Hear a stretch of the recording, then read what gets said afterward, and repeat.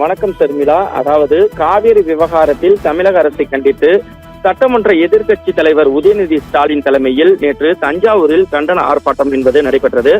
இந்த ஆர்ப்பாட்டத்தில் தமிழக முதலமைச்சர் விஜய் குறித்து உதயநிதி ஸ்டாலின் பேசிய கருத்து மிகப்பெரிய சர்ச்சைக்கு உள்ளானது.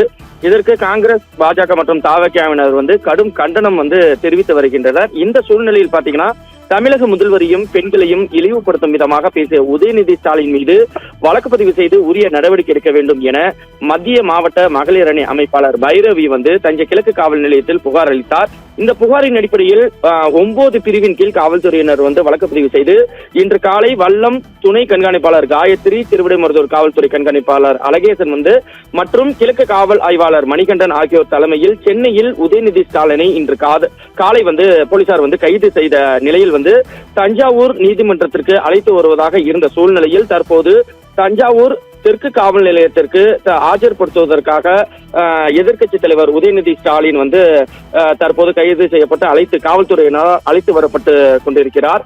இந்த சூழ்நிலையில் சட்ட ஒழுங்கு பிரச்சனை ஏற்படாமல் இருக்க அவசரமாக சச்சிதானந்த மூப்பனார் தெரு பகுதியில் அமைந்துள்ள தெற்கு காவல் நிலையத்தில் அதாவது முன்னதாக கிழக்கு காவல் நிலையத்திற்கு அழைத்து வரப்பட இருக்க சூழ்நிலையில் தற்போது அவசரமாக தெற்கு காவல் நிலையத்திற்கு எதிர்க்கட்சி தலைவர் உதயநிதி ஸ்டாலின் ஆஜர்படுத்துவதற்காக அழைத்து வரப்பட்டுக் கொண்டிருக்கிறார்.